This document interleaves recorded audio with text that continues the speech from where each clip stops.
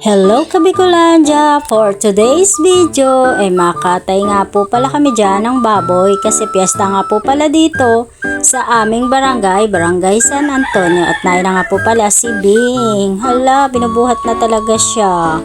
Hindi mabuhat sa sobrang bigat. At tingnan nyo po talaga nagwawala siya. Ayaw talaga niya magpakatay. Magpakatay ka na't wala kaming handa. At yan na po, nakatay na nga po pala yan dyan. At yan, yung dugo, inano-ano na po. At nayan na rin po ang aming magluluto, magtatadtad na si Kuya Pord. Tatadtad na nga po pala yan dyan.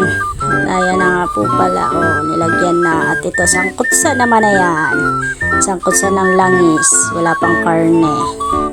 At yan po, ito po, sangkutsado na talaga yan. Humba ay gado lang naman po ang ating handa. Nilalagyan din po yan ng saging na pirinito. At yan, nagahit na nga po pala kami dyan ng ceiling green. Nilagyan na po yan lahat. At salamat sa aking mga masisipag na magluluto. Ito si Tita. Ito naman po ang aming mayora na si Tita Helen. Charot! At naroon na nga po, pag-isa-gisa na lang po muna tayo.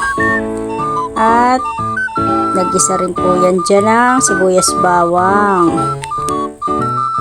Yung sili po, ilalagay po yan sa igado. Na yan po, pamaumaga na po kaya dyan. Kaya ganyan po ang itsura niyan. Medyo madilim na. Ito na po ang humba. May nakalagay pang cheese. Kumukulo na po pala. Kaya ganyan ang kulay niyan.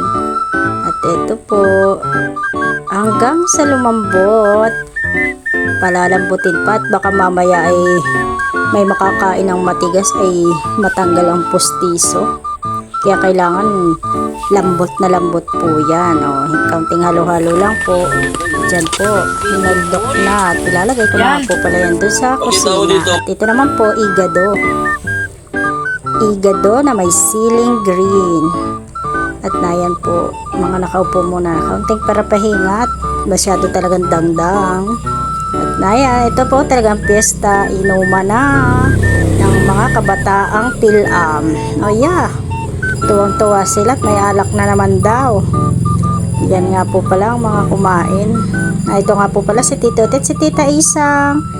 Salamat sa pagpunta. At si Tita Franz, hiyang-hiya na naman yan. Na ito si Mama, makain na daw siya at gutom na daw siya. At yun lang po, thank you for watching. Yan lang po, thank you for watching.